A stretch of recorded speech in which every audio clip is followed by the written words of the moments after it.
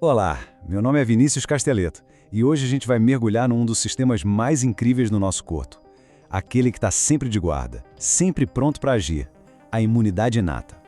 Pense nela como a nossa linha de frente, a primeira tropa a responder a qualquer ameaça que apareça. Já parou para pensar nisso? A cada segundo o nosso corpo está exposto a um universo de bactérias, vírus, fungos, um verdadeiro bombardeio invisível. Então como é que a gente sobrevive a isso?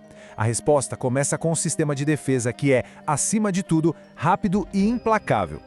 Bem, o nosso sistema de defesa tem basicamente duas grandes equipes. De um lado, a imunidade adaptativa, que são os especialistas. Eles levam tempo para estudar o inimigo, criar armas específicas e, o mais importante, eles têm memória. Mas o nosso foco hoje é outra equipe, a imunidade inata, a tropa de choque. Ela não precisa conhecer o inimigo, ela age na hora, de forma geral para conter a ameaça assim que ela dá as caras. E qual a primeira estratégia de qualquer boa defesa? Ter uma muralha forte. Claro, o nosso corpo, nesse sentido, é uma verdadeira fortaleza, que começa com barreiras físicas e químicas super eficientes. A pele, claro, é a nossa muralha externa mais óbvia, uma barreira física bem robusta. Mas por dentro, a gente tem as membranas mucosas, sabe? No nariz, nos pulmões. Elas produzem um muco que funciona como uma armadilha, prendendo os invasores. E ainda tem as ações mecânicas, os cílios nas vias respiratórias, que ficam empurrando tudo para fora, ou até o fluxo da urina, que está sempre limpando o sistema. É uma defesa ativa o tempo todo. Mas o mais interessante é que essa muralha não é só uma parede, ela tem armamento químico. A lisozima, por exemplo, que está presente nas nossas lágrimas e na saliva, ela é uma enzima que funciona como um antisséptico natural. Ela simplesmente destrói a parede celular de um monte de bactérias no primeiro contato. E não para por aí não. O nosso corpo produz os próprios antibióticos, que são os peptídeos antimicrobianos. Essas moléculas são incríveis porque elas conseguem atacar de tudo um pouco. Bactérias, vírus, fungos, elas são uma parte fundamental do nosso arsenal químico de defesa imediata. A gente sabe, né? Nenhuma muralha é 100% impenetrável. Um corte, uma farpa e pronto. Os invasores conseguem uma brecha para entrar. É nesse exato momento que a segunda camada da imunidade inata entra em ação. A batalha agora é do lado de dentro. E a principal tática de combate aqui é a fagocitose, que, traduzindo, significa processo de comer células. É exatamente isso.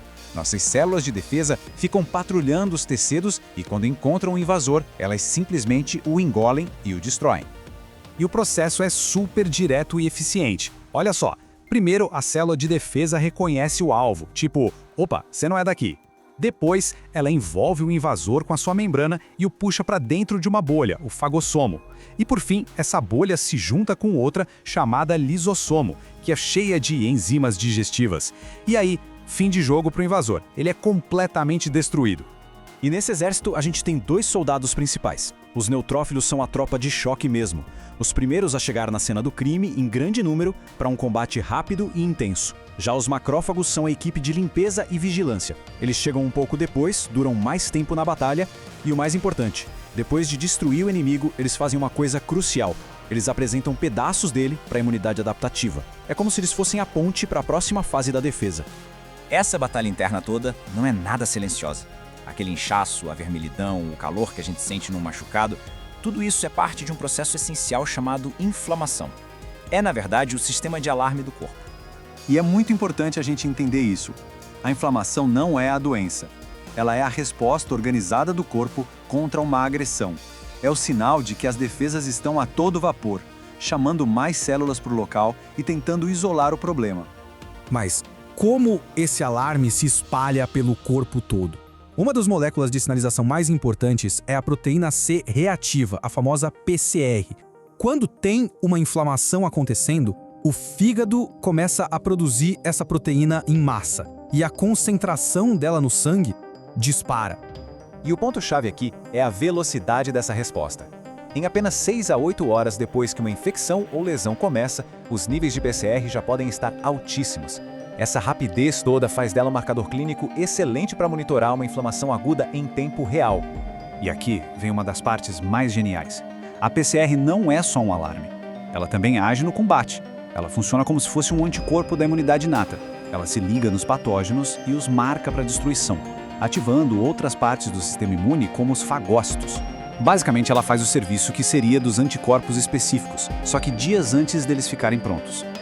Quando a gente junta todas essas peças, as barreiras, as células que comem invasores, o alarme da inflamação, fica muito claro o papel fundamental dessa resposta inicial. Ela é literalmente a fundação sobre a qual toda a nossa defesa imunológica é construída. No fim das contas, é isso. Esse é o grande objetivo da imunidade inata. Ela raramente vai eliminar uma infecção complexa sozinha.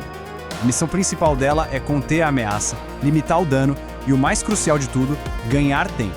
Um tempo precioso para que a segunda divisão do sistema imune, a adaptativa, possa se preparar para lançar um ataque específico e definitivo. A imunidade inata é extremamente poderosa, mas ela tem uma grande limitação: a falta de memória. Ela luta a mesma batalha, do mesmo jeito, todas as vezes. E isso nos deixa com uma pergunta: como é que o corpo desenvolve uma memória de longo prazo para garantir que o inimigo já conhecido seja derrotado muito mais fácil da próxima vez? Bom, a resposta para isso já é a outra metade da história.